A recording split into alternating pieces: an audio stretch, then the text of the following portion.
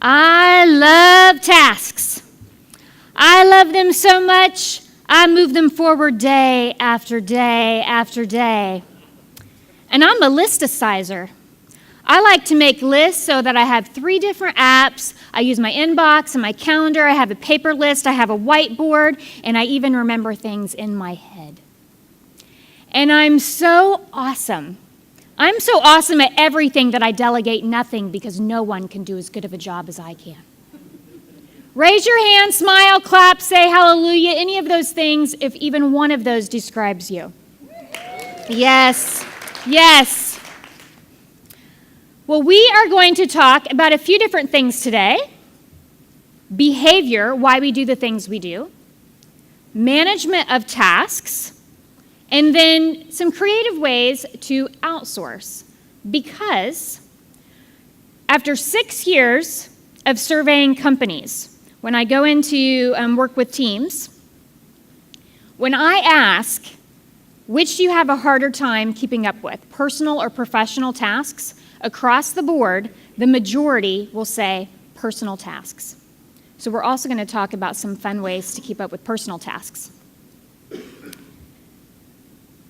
Think of what I'm going to tell you in the next 45, 60 minutes like a buffet. You go to a buffet, you're going to pick and choose the foods that you like. Some of them you've done it before, but might have a little bit different spice to it. But you are absolutely not going to be able to eat all of it, right? You're not going to eat everything on the buffet. You are not going to be able to walk away from here trying every single thing. I just want you to try one or two new dishes, okay? Or 1 or 2 new ideas. These are some of the tasks that I have in a typical work week. But these are never all that we have to think about, right? Because we have all of this too. We have all of the personal things that have to get done. How many of you would say that you procrastinate? Yeah. And there's many reasons why we procrastinate. We are not going to go over all of them in detail. But a big one is decision fatigue. And this is what happens. We wake up in the morning with a big bucket of willpower. And every time we make a decision, what do I eat for breakfast? What color lipstick do I wear? Which route do I take to work?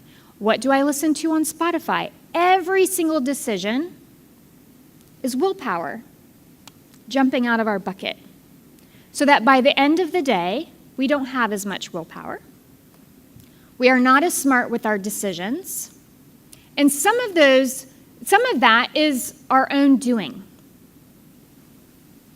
Now, I'm a productivity coach and speaker, so people think that I just have amazing discipline. No, I just save myself from myself. And I set up systems because systems are sexy, right? So, some of the things that I'm going to tell you today are system-related, but also ways to save yourself from yourself. Okay.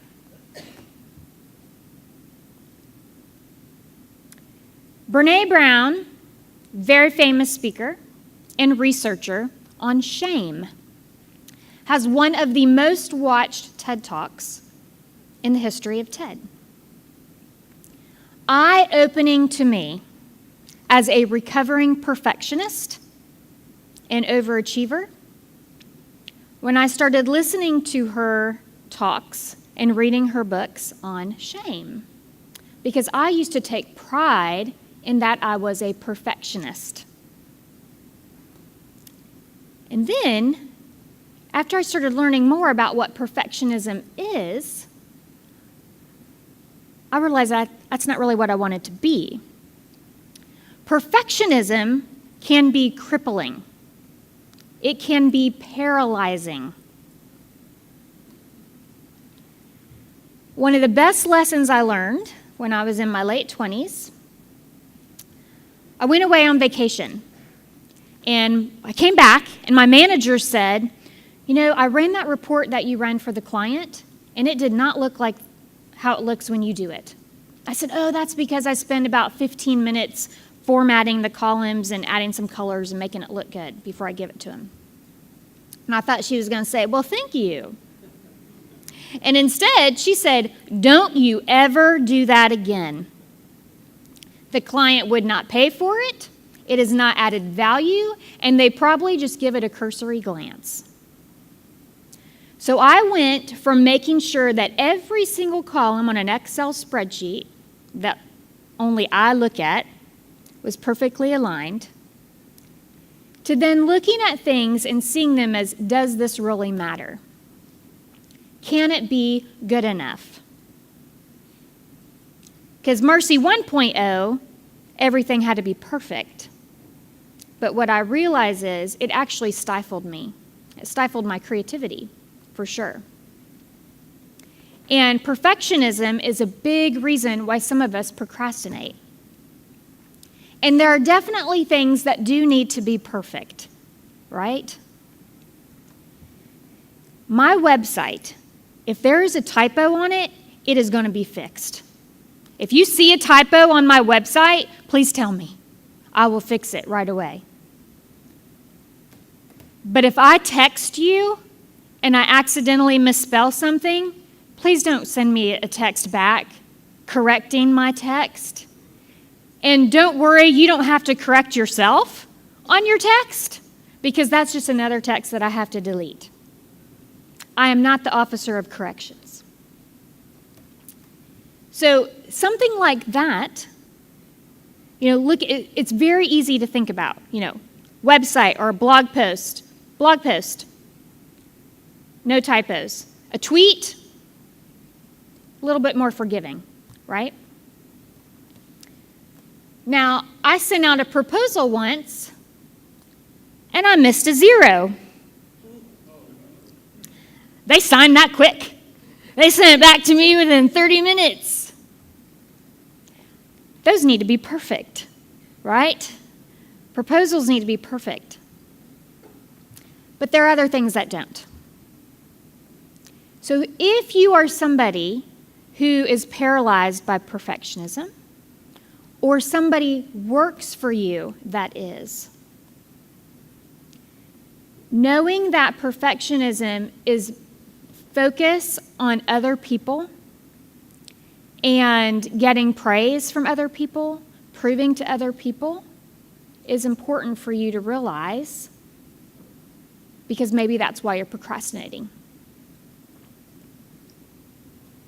So thinking about something that you can do that will qualify as good enough, like I will no longer correct myself in texts. Even that could save you a lot of time. And before I go further, you will get a digital download from either me or the bill organizers with every resource, app, link, reference, everything that I talk about from today and from yesterday is going to be in that. And you're also going to get, I have an online course with the entire module on email, task management, time management, and health behaviors to increase performance at work. You're getting all of it. So you don't have to write anything down.